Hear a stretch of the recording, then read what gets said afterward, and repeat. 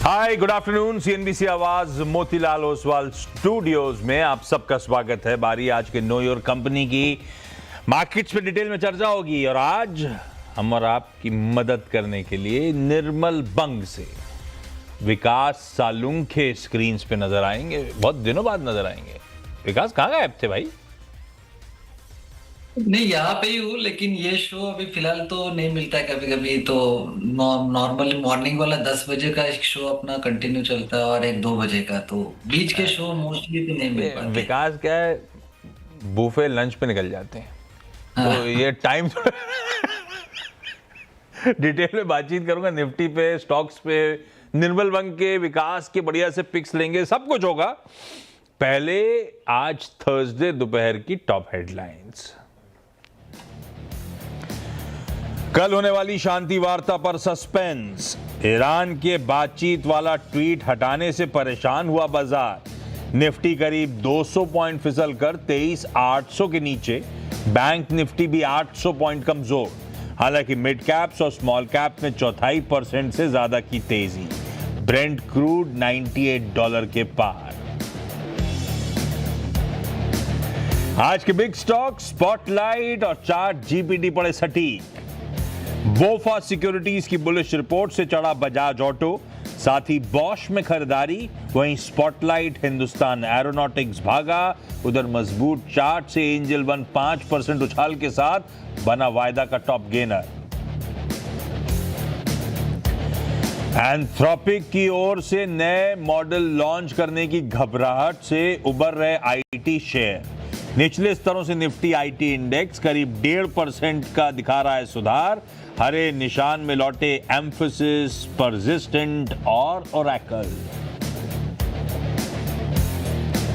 Defence stocks में अच्छी खरीदारी। निफ्टी डिफेंस इंडेक्स 2% मजबूत। 5% से ज्यादा उछाल के साथ कोचीन शिपयार्ड वायदा के टॉप गेनर्स में शामिल। साथ ही Bharat Dynamics, Solar Industries, Mazagon Dock भी 3 से 4% उछले। कैपिटल मार्केट शेयरों में भी जोरदार तेजी। 3% से ज्यादा दौड़े बीएसई, ग्रो और 361 वैन। साथ ही मेटल और पीएसई इंडेक्स से जुड़े शेयरों में भी रौनक। उधर एनबीएफसीज और सरकारी बैंक्स में दिख रहा है दबाव।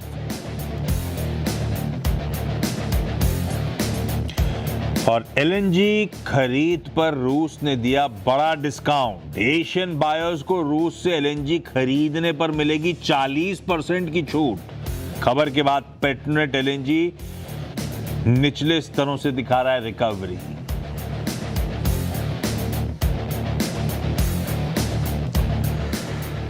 दबाव बढ़ रहा है भाई साहब।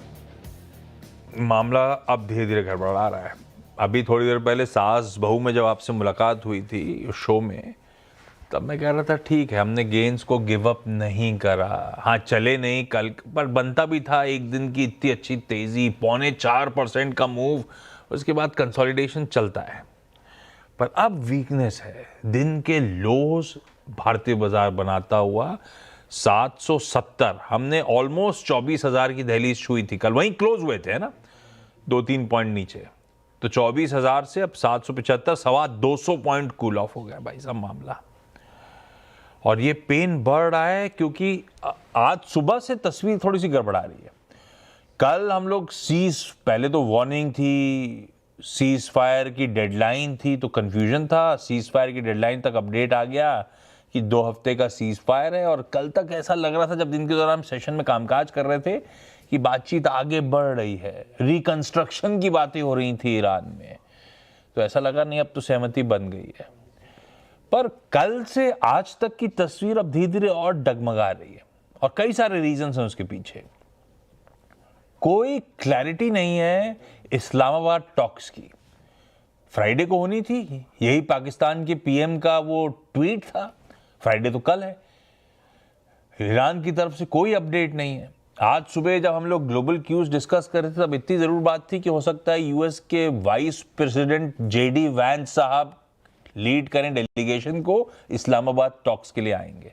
पर ईरान दूसरी टेबल पे जो बैठने वाला है, कोई अपडेट नहीं है। अभी हेडलाइन में क्या मेंशन्ड है, ईरान ने जो पीस वार्ता की बात वाली ट्वीट करी थी वो भी डिलीट कर दी है। और कल रात के अपडेट्स ये थे कि वो लेबनान पे गजब का अटैक करा गया, उसके बाद ईरान ने कहा था हम रिटेलिएटरी अटैक करेंगे, फिर ये कहा गया कि लेबनान तो पीस का प्लान का तो पार्टी नहीं था, तो ईरान ने कहा नहीं ये तो नहीं होगा, हम स्ट्रेट ऑफ हॉर्मुज बंद कर रहे हैं, आप लोगों ने अपने कहे अनुसार किया नहीं है। तो स्ट्रेट ऑफ हॉर्मुज भी बंद हो गया भाई साहब, आवाजाही शिप्स की बंद है। वैसे कल जब खुला था तो कल और आज के बीच में तो वैसे भी आवाजाही थी नहीं, अब तो ऑफिशियली फिर बंद हो गया है। तो मामला तो गड़बड़ा रहा है, ऐसा कोई दिख नहीं रहा है कि थॉ शुरू हुआ है रिलेशंस में, शायद टाइम ही बाय आउट कर रहे थे ऐसा लग रहा है अपने अपने आप को रीअसेस करने के लिए। तो अब वो ग्लोबली आज सुबह के फ्यूचर्स फ्लैट से अब आधे आधे % यूएस के फ्यूचर्स भी, कल सारा ग्लोब झूमा था। यूएस के मार्केट 3% ऊपर थे, हम 4.25% ऊपर थे, हमारे एशियन पेयर्स 3% ऊपर थे, 4% ऊपर थे, इक्का दुक्का मार्केट तो 5% ऊपर थे, सब कूल ऑफ हो रहे हैं। एशिया आपकी स्क्रीन पर है, यूएस के फ्यूचर्स आपने अभी देख लिए, हमारा निफ्टी 3/4% से 1% के दबाव के साथ ट्रेड कर रहा है, तो थोड़े से कंसर्न्स हैं। एक बार ब्रेंट क्रूड का भाव दिखाइएगा। सीज फायर के लिए हुआ क्या था, 109 वाला 95 94 तक गया, इंट्राडे में 90 91 छुआ, अब वो 91 वाला 99 की तरफ बढ़ रहा है। तो concerns across the board mount हो रही हैं, अक्रॉस एसेट क्लासेस माउंट हो रही है। सब अब कीनली अवेट करेंगे। मैं ऐसे ही आने से पहले आज दोपहर में ऐसे ही पढ़ रहा था कहीं पे, पाकिस्तान सरकार ने 2 दिनों की पब्लिक हॉलिडे डिक्लेयर करी है इस्लामाबाद में इन्हीं टॉक्स के लिए। तो वो तो तैयारी कर रहे हैं पर कोई अपडेट नहीं आ रहा है, इसीलिए।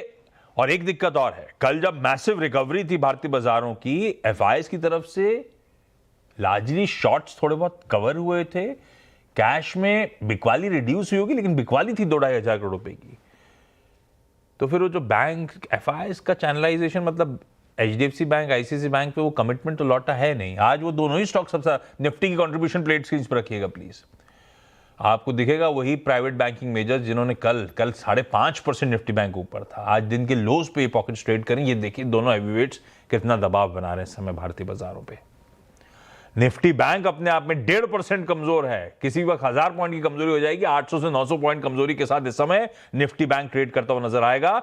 और सासगो सेंसेक्स शुरू हुआ था तो मैंने ब्रेथ की तारीफ करी थी, जाते आते मैंने ब्रेथ के रिलेटेड कंसर्न्स हाईलाइट करे थे, अब ब्रेथ निगेटिव हो चुकी है, यानी कि गिरने वाले शेयर्स बढ़ गए हैं, बढ़ने वाले शेयर्स गिर रहे हैं, लकीरें क्रॉस कर गई हैं। ये दिखा रहा है क्रॉस द बोर्ड मुनाफा वसूली हावी होती चली जा रही है जैसे जैसे सेशन प्रोग्रेस कर रहा है। सालुंके सर, पहले तो मैं आता हूं निफ्टी 50 पे। इस वोलेटाइल एनवायरनमेंट में निर्मल बैंक कैसे नेविगेट कर रहा है? 5 अच्छे सेशन मिल गए, रिलीफ रैली बढ़िया प्ले आउट हुई, इसमें कोई शक नहीं है। आप जिस थ्रेशोल्ड पे आके खड़े हुए हैं, आप लोग का व्यू क्या बैठता है निफ्टी पे?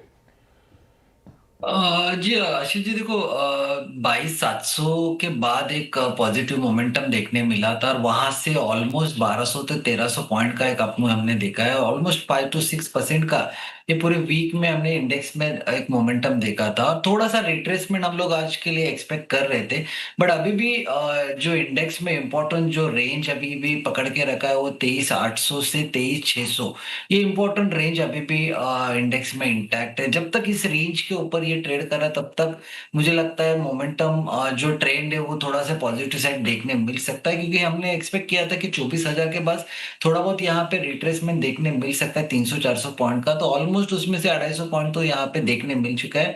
अगर ये सस्टेन कर लेता है और वापस ऊपर में 23,900 के ऊपर निकल जाता है तो मुझे लगता है वापस 24,200 24,400 की रेंज है ना वो ओपन होते हुए देखने मिलेगी। हालांकि आज सुबह से हमने देखा कि बैंक निफ्टी में थोड़ा प्रेशर यहाँ पे ज्यादा कंपैरेटिवली निफ्टी से यहाँ पे बढ़ते हुए देखने मिल रहा है, और बैंक निफ्टी का जो इंपॉर्टेंट सपोर्ट है 55,000 का है और उसके आसपास अभी फिलहाल तो बैंक निफ्टी आ चुकी है। अगर ये ब्रेक होता है तो 54,700 के आसपास नेक्स्ट मेजर सपोर्ट जोन यहाँ पे देखने मिल सकता है। तो दोनों भी इंडेक्स फिलहाल तो एक रिट्रेसमेंट जोन में है और मुझे लगता है कि अगर ये रिट्रेसमेंट करके वापस रिबाउंड होता है तो एक अच्छा मोमेंटम कैरी करते हुए देखने मिल रहा है। बट अगर निफ्टी 600 के 23,600 के नीचे फिसलती है तो मुझे लगता है जो गैप था वो वापस फिल होने के चांसेस बढ़ जाएंगे, वापस नीचे की तरफ 23,200 के आसपास की रेंज की तरफ ये अप्रोच कर सकता है 23,600 के बाद। बट जब तक 23,600 800 के आसपास ट्रेड कर रहा है सपोर्ट जोन में, तब तक मुझे लगता है कि वेट करना चाहिए। फ्रेश शॉर्ट पोजीशन तो मुझे नहीं लगता अभी इमीडिएटली बनाना चाहिए। अगर ये वापस 23,900 ब्रेक करता है तो 24,200 24,400 की रेंज ओपन होते हुए देखने मिल सकती है। थोड़ी सी दिक्कतें बढ़ रही हैं, थोड़ा से कंसर्न्स माउंट हो रहे हैं। विकास ने निफ्टी बैंक दोनों की बातचीत कर ली है। बैंक्स थोड़े से ज़्यादा पेन में आ रहे हैं। कल का आउट परफॉर्मेंस भी उसी पॉकेट का स्टॉक था, 2500 600 2600 पॉइंट चढ़ा था, तो आज दबाव भी ज़्यादा झेल रही है पॉकेट। एक चीज़ और है, थोड़ा सा कंफ्यूजन है। जो पीस प्लान पे यूएस और ईरान की सो कॉल्ड सहमति थी, वो दोनों शायद एक ही पेज पे तो है ही नहीं, क्योंकि यूएस कह रहा है पीस प्लान तो हमारे 15 पॉइंट का जो हमने प्लान दिया था उसकी सहमति है। ईरान कह रहा है नहीं साहब, हमने जो 10 दिया था हम तो उस पर सहमति है। तो अभी एक पेज पे तो है ही नहीं मामला। विकास जाओ, थोड़ी मध्यस्थता करो आप। नहीं नहीं, इनमें तो बहुत मुश्किल हो रहा है, दोनों भी सुन नहीं रहे तो कुछ कर ही नहीं सकते हम भी। कुछ इंडिविजुअल स्टॉक्स पहले टीसीएस रखिए स्क्रीन पे और रखिए आईटी इंडेक्स। ये आजकल ऐसे ही हो रहा है, अगर बाजार चल रहा है तो आईटी ठंडा पड़ जाता है, अगर बाजार गिरने के मूड पे तो लोगों को आईटी के वैल्यूएशंस, पिटाई और अब लुक्रेटिव लेवल्स वो सब नजर आने लगते हैं। यही हो रहा है आज तो खैर इन एंटिसिपेशन ऑफ टीसीएस, क्योंकि टीसीएस अपने तिमाही रिजल्ट आज घोषित करेगा। टीसीएस पहले इंपॉर्टेंट नंबर्स हैं तो आईटी का टोन सेट कर रहा होगा, इसीलिए इंपॉर्टेंट है।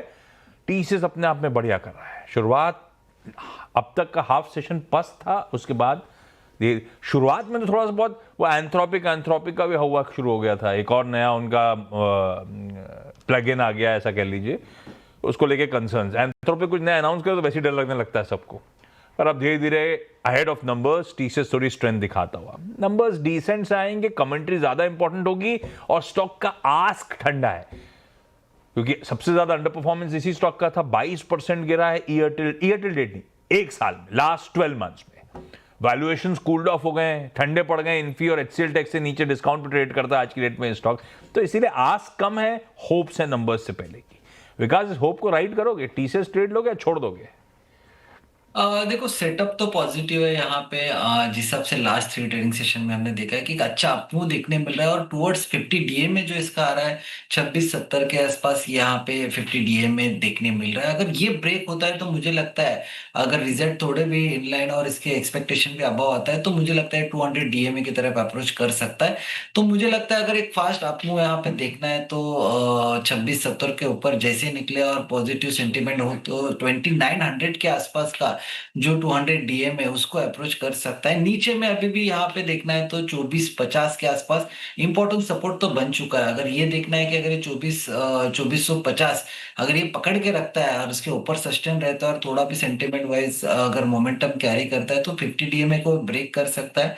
उसके ऊपर फिर 200 डीएमए के आसपास आने के चांसेस मुझे लगता है कि अगर वो आ सकता है तो 2900 के टारगेट यहाँ पे देखने मिल सकते हैं टीसीएस में। मतलब क्या है, इस सेक्टर की ओबिचुरी लिख दी लोगों ने, इतना बुरा हाल हो गया था। तो अब ऐसा तो होगा नहीं, और देखते हैं हल्का बहुत कमेंट्री में दमखम, नतीजों का आउट परफॉर्मेंस आ गया ना तो पूरे आईटी का पूरा मूड टिल्ट हो जाएगा। देखते हैं, टीसीएस पे दारोमदार है भाई। एक स्टॉक लेकर आइए, हिंडाल्को, निफ्टी का टॉप गेनर है, 3% मजबूती के साथ कामकाज कर रहा है। और एक काम करिएगा डायरेक्टर साहब, 1 महीने का चार्ट उठाइएगा, पिछले 10-15 दिन से हिंडाल्को ने पलट के नहीं देखा है, एक तरफा तेजी के मूड में बनता ही चले जा रहा है। ये देखिए विकास, जरा चार्ट रेडी रखिएगा, आप लोग का व्यू का बैठ रहा है। लॉजिक सिंपल है, वेस्ट एशिया क्राइसिस के चलते कई सारे स्मेल्टर्स बंद हुए। एक बार स्मेल्टर बंद होते हैं तो बहुत समय लगता है रीइंस्टेट करने में, 9 से 12 महीने, शिपमेंट्स आने में उससे ज्यादा समय। तो अभी तो खुले भी नहीं है, लंबा समय है, इसीलिए ये एल्यूमिनियम मैन्युफैक्चरर्स सब स्वीट स्पॉट में आते हुए आपको नजर आ रहे हैं, और उसी का फायदा हिंडाल्को भुनाता हुआ। क्या मूव्स बने, ये वॉर टाइम है, और इसका आउट परफॉर्मेंस देखिए स्टॉक का। खैर इस दौरान तो मार्केट्स भी ऑफलेट बढ़िया ही कर गए थे। विकास, हिंडाल्को पे या फिर नाल्को पे क्या व्यू बैठ रहा है आपका, या इसमें वेदांता भी जोड़ दो आपको, जो अगर वो कन्विक्शन आ रहा हो तो।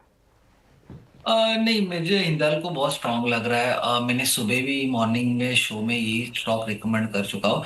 मुझे लगता है कि 1060 के आसपास के टारगेट अभी यहाँ पे देखने मिल सकते हैं। नीचे में 968 960 70 एक इम्पोर्टेंट सपोर्ट यहाँ पे देखने बन चुका है। और मुझे लगता है जिस हिसाब से इसका वीकली चार्ट भी है, यहाँ पे एक स्ट्रांगली ब्रेकआउट देखने मिल रहा है। और डेली चार्ट पे हमने 2 दिन पहले 940 पे एक डाउनवर्ड ट्रेंड लाइन का ब्रेकआउट यहाँ पे नोटिस किया था। उसके ऊपर ये ट्रेड करते हुए देखने मिल रहा है। तो मुझे लगता है ये 1040-50 के टारगेट के लिए ये यहाँ से अप्रोच कर सकता है। नाल्को भी यहाँ पे अच्छा है, लेकिन नाल्को से कंपैरेटिवली अगर मुझे देखना है तो हिंदाल्को बहुत अच्छा लगता है कि यहाँ से एक अच्छा आपको देखने मिल सकता है। हिंडाल्को बढ़िया है। विकास ने सुबह भी मेंशन कर रखा है, तो ट्रेड हो सकता है आपके ग्रिप में आ गया हो, लेकिन अच्छे खासे मीनिंगफुल अपसाइड की कर लीजिए तैयारी। बहुत गजब का आउट परफॉर्मेंस है इस पूरे बास्केट में, और हिंडाल्को सबसे ज्यादा स्ट्रॉन्ग काउंटर वहां पे निर्मल बंक का व्यू। दो और स्टॉक्स हैं बी वाले जो आज छाए हुए हैं, बॉश और बेल। विकास, कहीं ट्रेड की गुंजाइश बैठ रही हो, पैसा लगाने लायक हो, तो आप बताना। बॉश इसीलिए क्योंकि कल थी बोर्ड मीट कहा था इन्होंने प्रेफरेंशियल शेयर जारी करने पर। आया आउटकम, खैर बाजार को थोड़ा बहुत तो लग रहा था, क्योंकि इन्होंने कह रखा था मोबिलिटी बिजनेस की हम इंटरनली, बॉश पेरेंट ने कह रखा था मोबिलिटी बिजनेस की हम इंटरनली रिस्ट्रक्चरिंग करेंगे। बॉश ने अनाउंस करा कि ये बॉश चासी सिस्टम्स को एक्वायर करेंगे। 9,000 9,500 करोड़ रुपए का वो एक्विजिशन है, और वो बढ़िया एक्विजिशन। ये स्टॉक नहीं, इसका सिर्फ आज का तो दिखाई दिया आपने, महीने भर का दिखाइए तो हफ्ते भर का वो मूड प्राइस इन हो जाएगा। इस ahead of board meet Bosch ने अच्छी तेजी दिखाई थी, उसके ऊपर आज भी 3% उछाल के साथ ट्रेड कर रहा है, क्योंकि वो जो 9 9,500 में लार्जली कैश ही कैश है, थोड़ा बहुत उसमें शेयर्स जारी करेंगे, पर वो 9 से 10 के मल्टीपल पे खरीदा जा रहा है। जबकि इंडस्ट्री जो listed players anti braking system, anti skid braking system बनाती है वो बॉश चासी सिस्टम, उसके पीयर्स तो अच्छे खासे वैल्यूएशंस, कहीं और महंगे वैल्यूएशंस ट्रेड कर रहे हैं। तो बॉश ने अपने पेरेंट से एक बढ़िया धंधा सस्ते में खरीदा है, और anti lock braking, anti skid braking system जो है अब तो मैंडेटरी होने जा रहे हैं, तो इन्वायरमेंट उसके लिए मैक्रो तो बड़े अच्छे हैं, स्ट्रीट को पसंद आ रहा है। दूसरा BHEL, इसने अभी अभी थोड़ी देर पहले, मेरे ख्याल से मैं सास बहू कर रहा था या उसके बाद कहीं फ्लैशेस चलाए थे हमारी टिकर टीम ने, कि इसने साउथ कोरिया की E2S कंपनी के साथ एक टेक्निकल कोलैबोरेशन एग्रीमेंट करा है एक्साइटेशन सिस्टम्स के लिए। एक्साइटेशन सिस्टम्स आसान शब्दों में, जैसे किसी चीज को चलाने के लिए स्पार्क की जरूरत होती है ना, चिंगारी की, एक्साइटेशन सिस्टम कंप्रेसर की चिंगारी जैसा होता है, समझ लीजिए। ये उस टेक्नोलॉजी के लिए साउथ कोरियन कंपनी के साथ करा, बढ़िया मूव दिखा रहा है BHEL का काउंटर। विकास, कोई ट्रेड है क्या इन दोनों बीवी में? देखो, वॉच में तो ऑलरेडी एक अच्छा अपमूव देखने मिल चुका है। 14% वीकली एक अपमूव देखने मिला है। ऊपर में एक रेजिस्टेंस देखने मिल सकता है 38,000 के आसपास का। तो फिलहाल तो यहाँ पे कोई फ्रेश बाइंग पोजीशन मैं रिकमेंड नहीं करूंगा। बट बेल में मुझे लगता है कि जिस हिसाब से 270, 72 और 77 के ऊपर ये सस्टेन करते हुए देखने मिल रहा है, तो यहाँ पे मुझे लगता है चांसेस है थोड़ा भी रिट्रेसमेंट अगर नीचे मिलता है। 270 बहुत इंपॉर्टेंट सपोर्ट अभी यहाँ पे बन चुका है। ऊपर में 298 300 के आसपास का एक अप मूव यहाँ पे अभी भी इंटैक्ट है। तो मुझे लगता है एक अच्छा अप मूव यहाँ पे देखने मिल सकता है। तो जिनको पोजीशन बनाना है तो ये पोजीशन यहाँ पे भी बना सकते हैं। 270 इंपॉर्टेंट सपोर्ट यहाँ पे देखने मिलेगा। 298 और 300 के आसपास का एक अप मूव यहाँ पे मुझे लगता है आते हुए देखने मिल सकता है। ये लाल टाई क्यों पहनी? आपने चूज करी थी, भाभी ने पहनाई? क्या हुआ? आवाज ब्रेक हुआ था। मैं पूछ रहा हूं ये लाल टाई क्यों पहनी है? आपने चूज करी थी कि भाभी ने पहनाई? नहीं नहीं, ये मैंने ही किए। जो अलग अलग टाई हम लोग रखते हैं, तो आज रेड टाई दिखे तो बोला चलो ये रेड ही पहन लो। 1% नीचे आ गया है बाजार विकास की टाइप देखकर। अच्छा, विकास की पिक पे जा रहा हूं। उससे पहले दो रिजल्ट्स आ गए। TCS का अवेटेड है, GM ब्रेवरीज का आया और आनंद राठी वेल्थ का आया। GM ब्रेवरीज के नंबर तो अच्छे हैं, 19% आए, बड़ी मार्जिन एक्सपैंड करे, पर ये स्टॉक ठंडा हो गया। आनंद राठी वेल्थ के नंबर्स मुझे ठंडे दिखे। क्यों कह रहा हूं? क्योंकि मैं कैपिटल मार्केट स्टोरीज को सीक्वेंशियली देखता हूं, साल दर साल हर जगह चल रहे थे। सीक्वेंशियली देखेंगे तो इसकी आय दरअसल 1% तिमाही दर तिमाही गिरी है। तो चल क्यों गया? क्योंकि मेरे ख्याल से 1 for 1 का बोनस दे दिया है, वो सरप्राइज के तौर पे शायद इसलिए चला। नंबर्स लेकिन जीएम के ज्यादा अच्छे हैं, अनराटी वेल्थ के सीक्वेंशली ठंडे हैं। फिर दिखाइए सारे कैपिटल मार्केट स्टॉक्स, ये अनराटी वेल्थ भी कैपिटल मार्केट स्टॉक्स चल रहे हैं, उसका भी फायदा उठा रहा होगा। एंजल वन वायदा का टॉप गेनर, बीएससी लिमिटेड लगातार नए हाइज बनाते ही चले जा रहा है। 361 वेल्थ हो, एमसीएक्स हो, अरे डॉक्टर एक भी नहीं दिखाया गया आपने, खटाखट। ये सारे स्टॉक, पूरा कैपिटल मार्केट थीम बढ़िया कर रही है। ऐसे ही एक और थीम लेकर आता हूं आपके लिए, डिफेंस वाली। कोचीन शिपयार्ड लेकर आइए स्क्रीन पे। मेरे ख्याल से लास्ट में देखा था 3-4% ऊपर था। Hindustan Aeronautics, Bharat Dynamics, Solar Industries, Mazagon Dock, आज पूरा डिफेंस। कैपिटल मार्केट्स फिर से आउट परफॉर्म कर रहा है, डिफेंस ने आज अच्छा साथ करा है। विकास निर्मल बंकी, लेकिन ये सब छोड़िए, तो मैं ऐसी मार्क कर रहा था कुछ इंटरेस्टिंग थीम्स और पॉकेट्स आउट परफॉर्म कर रही हैं। आपके प्रिफर्ड पिक या पिक्स कौन से हैं आज के लिए ट्रेडिंग बेट्स? देखो, दो स्टॉक है यहाँ पे। एक मुझे लगता है कि लॉरस लैब एक अच्छा लग रहा है यहाँ पे करंट ट्रेड लेवल पे 11 50 के टारगेट के लिए इसको बाय किया जा सकता है। नीचे में 1068 1060 का एक इम्पोर्टेंट बेस यहाँ पे देखने मिल रहा है। तो लॉरस लैब में एक डाउनवर्ड ट्रेंड लाइन का ब्रेकआउट वीकली चार्ट पे बना हुआ है, तो वो यहाँ पे मुझे लगता है कि एक पॉजिटिव साइन है। दूसरा है वारी एनर्जी, जहाँ पे 200 डीएमए के ऊपर कंफर्टेबली यहाँ पे सस्टेन होते हुए देखने मिल रहा है। 3300 के आसपास के टारगेट मुझे लगता है यहाँ पे आते हुए देखने मिल सकते हैं। 3110 का इंपॉर्टेंट बेस बन चुका है, तो 3110 के स्टॉप लॉस से वारी एनर्जी को भी बाय किया जा सकता है 3300 के टारगेट के लिए। और लॉरेंस क्लब 1150 1160 के टारगेट के लिए इसको बाय किया जा सकता है। वारी और लॉरस दो हो गए विकास की, वारी एनर्जीज और लॉरस लैब्स विकास के preferred ideas. Vikas thank you.